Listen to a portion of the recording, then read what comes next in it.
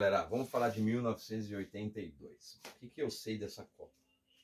Tinha 5 anos de idade, me lembro até hoje que foi o primeiro momento em que eu soube o que era futebol, porque eu, com a minha mãe, saindo da onde ela trabalhava lá na USP, na Faculdade de Economia e Administração, vi um movimento totalmente diferente nas ruas, de choro, de tristeza. A galera realmente, aquele dia lá, desesperada, chorando muito.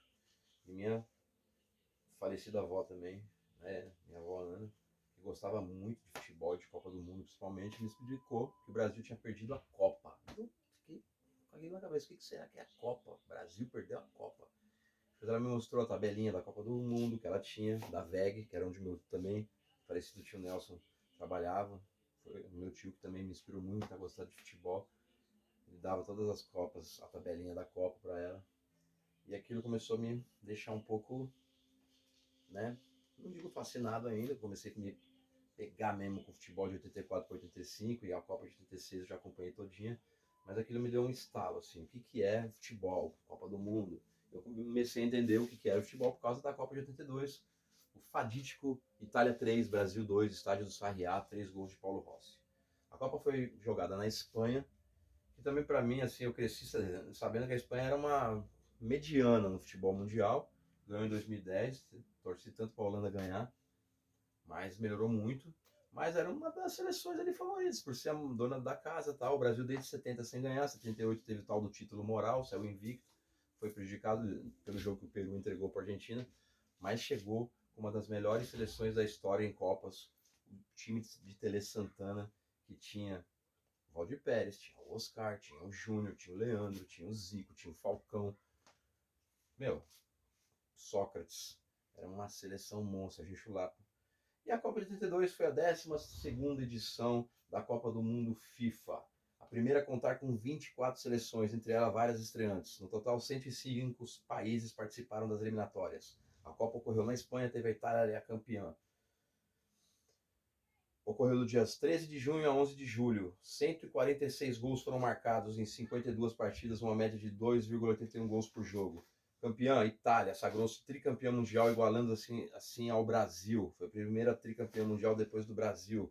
Alemanha Ocidental, vice. Polônia, terceiro. E França, quarto lugar. Paulo Rossi foi artilheiro com 6 gols, 3 só marcados num jogo contra o Brasil. O melhor ataque da primeira fase é a Hungria, com 12 gols, e as melhores defesas da primeira fase, com 1 gol sofrido. Inglaterra, Polônia, Áustria, Bélgica, Irlanda do Norte e Camarões. A maior goleada da história de uma Copa do Mundo aconteceu em 82. Hungria 10, El Salvador 1, no dia 15 de junho, no estádio Nueva Estádio em Elche. Público de 40 mil pessoas, a média de público por partida, né? Premiações: melhor jogador Paulo Rossi, da Itália. Melhor jogador jovem Manuel Amorros, da França. Fair Play, Brasil. A seleção brasileira, comandada por Tele Santana, com futebol ofensivo e goleador, conquistou a Espanha e encantou o mundo com jogadores como eu citei, e também com Toninho Cerezo, Éder. Era um timaço. Outras seleções também marcaram presença na Espanha: a França de Michel Platini, Tigana, Amorros e Rocheteau. A Alemanha de Karl Rummenigge, Robert Kautz, Félix Magath e Paul Breitner. A Argentina, atual campeã, com Daniel Passarella, Oswaldo Ardiles, Daniel Bertoni, Mário Kempis e a promessa de super craque Dom Diego Armando Maradona. Do lado da seleção italiana, que havia deixado uma ótima impressão em 78, o experientíssimo goleiro Dino Zoff, Antonio Cabrini, Giuseppe Bergomi, Gentili, Etirea, Francesco Griazzini, Marco Tardelli, Bruno Conte e Paulo Rossi. A maioria eu vi jogar. Era uma seleção zaça mesmo. Primeira fase, a Argentina, campeã mundial, decepcionou. Os portenhos fizeram um jogo de abertura contra a Bélgica, perderam por 1-0, classificaram-se em segundo lugar no grupo após vencerem a Hungria e El Salvador. Neste grupo, por um jogo, a Hungria reviveu a máquina de Ferenc Puskás ao meter 10-1 em El Salvador. A Bélgica ficava com a primeira vaga no grupo, confirmando que o vice-campeonato na Eurocopa de 81 não fora acidente. Já começava uma geração belga muito boa aí. No grupo da Alemanha Ocidental, ocorreu uma das maiores zebras da história das Copas. A Argélia, estreante em Copas, ganhou dos germânicos por 2-1. A seleção alemã em seguida goleou o Chile e venceu sua irmã Áustria por 1-0 no chamado Jogo da Vergonha.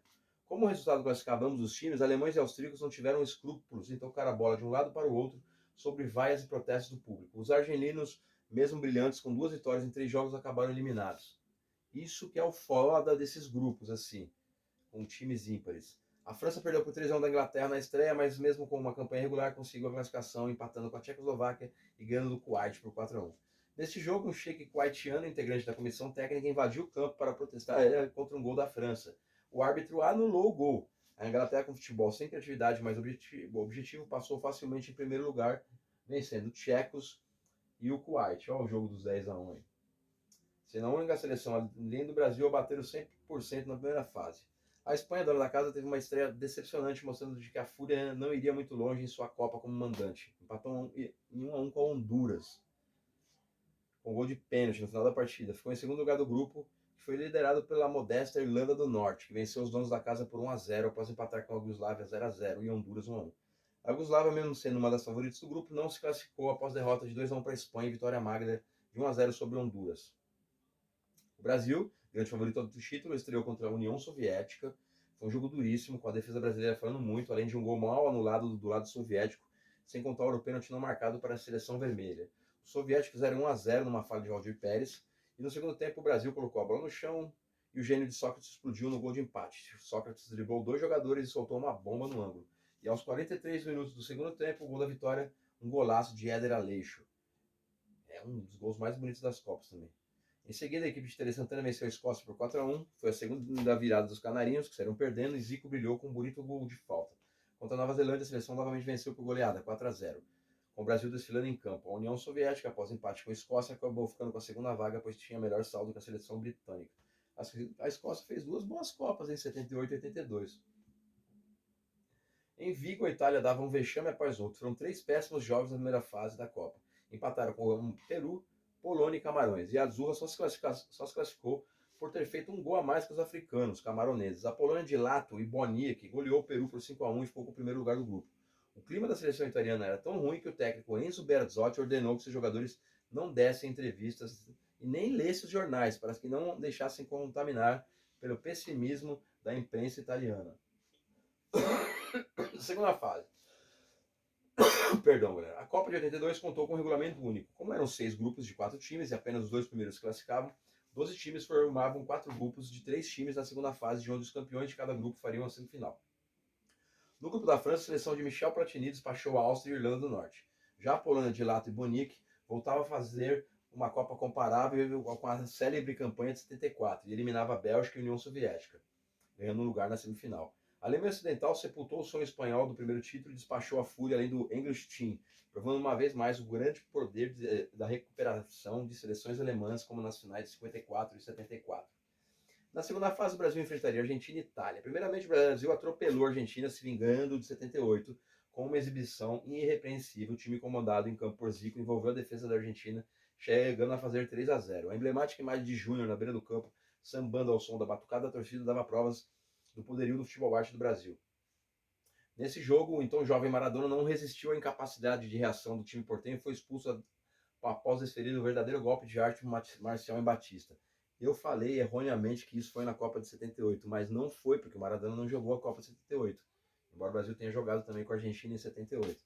No final, 3-1 para o Brasil, em uma humilhante despedida para os atuais campeões do mundo, de malas prontas para Buenos Aires.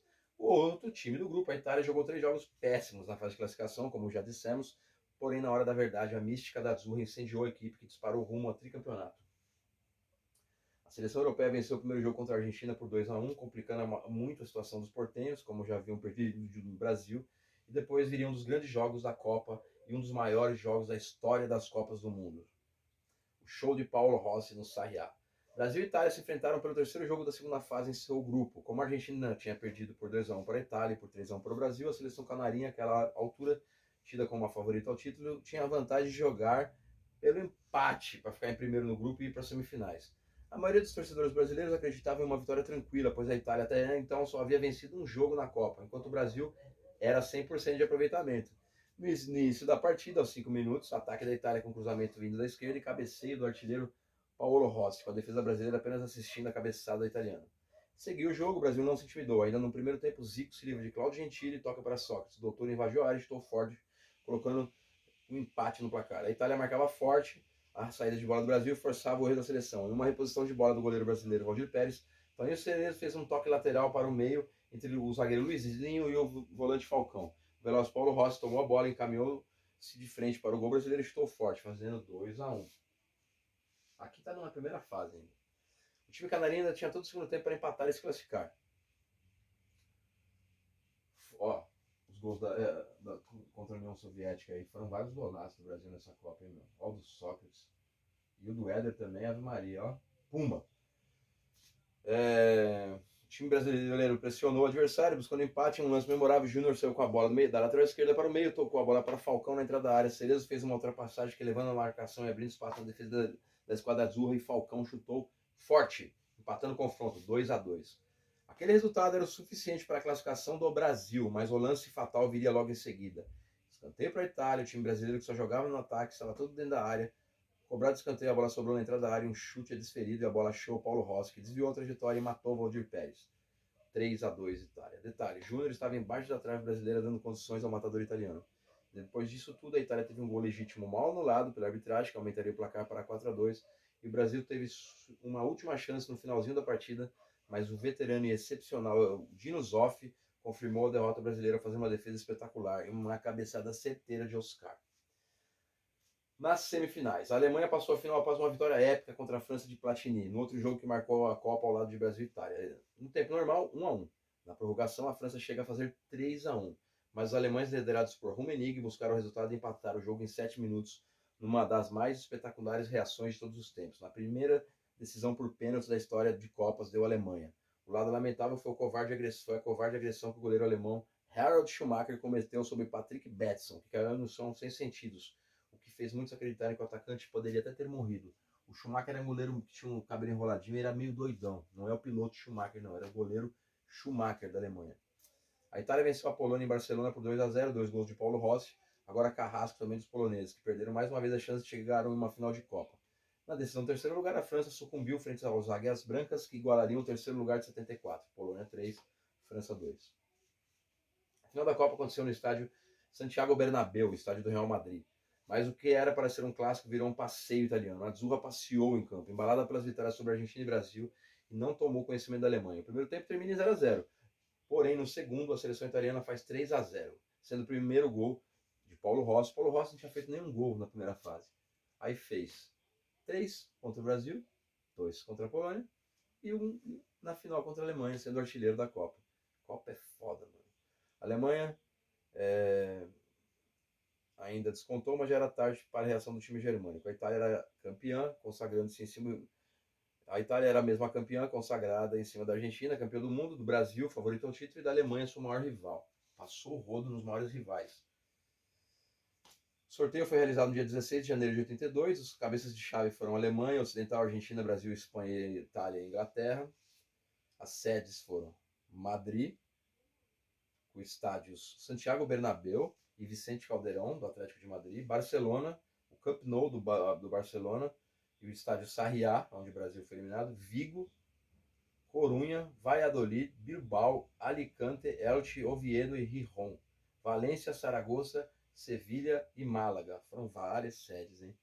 Aqui as classificações da primeira fase, os grupos: Polônia, Itália, Camarões e Peru, classificando-se Polônia e Itália.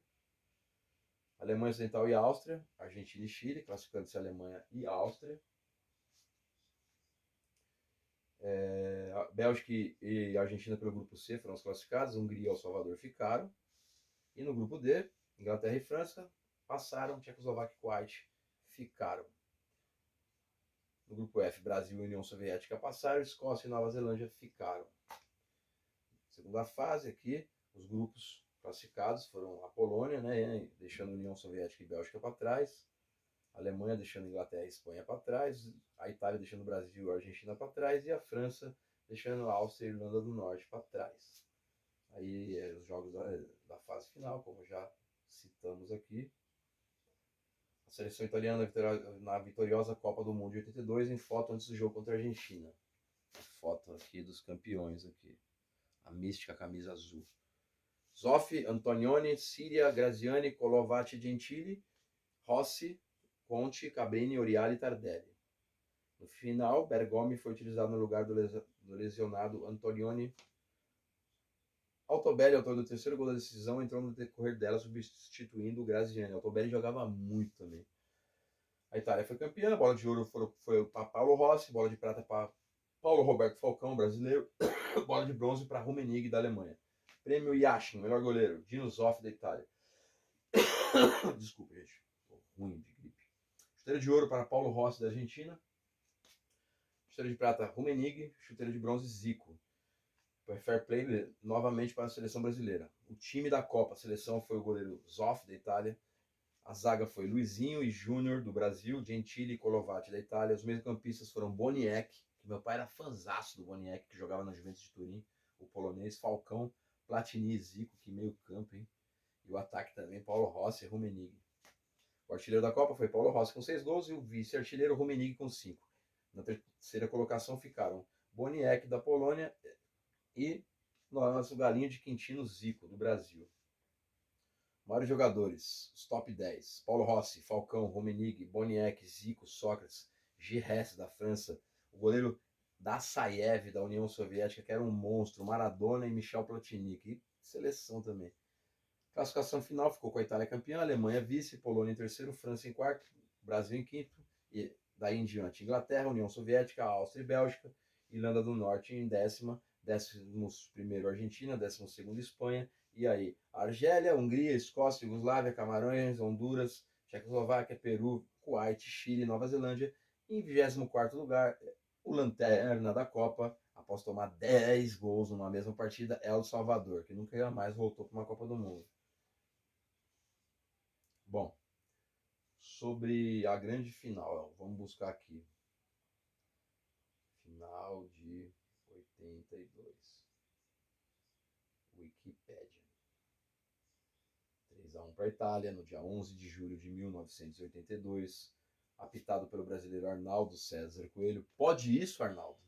90 mil pessoas no estádio do Real Madrid, né? E os detalhes da partida aqui, ó. Os gols de Rossi, Tardelli, Altobelli e Breitner fez para a Alemanha. Aqui as escalações dos times. E é isso, galera. Aqui, ó. A gente já está na fase final. A grande classificação da Alemanha Ocidental sobre a França. O jogo do terceiro lugar aí, ó. Entre Polônia e França. O jogo foi 3-2 para a Polônia. Classificando-se aí em terceiro lugar, conquistando a medalha de bronze.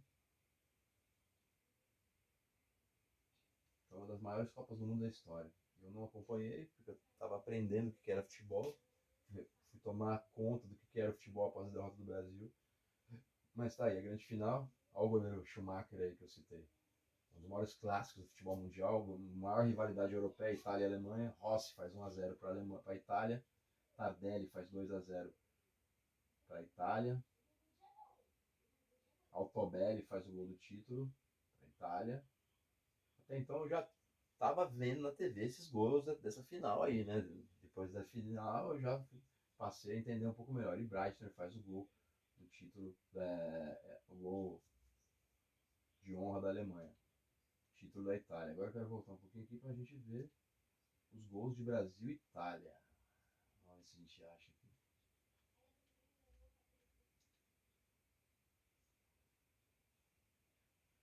Aqui já é a semifinal.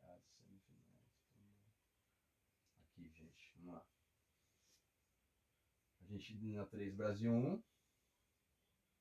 E o jogo aí, ó. Paulo Rossi, 1-0.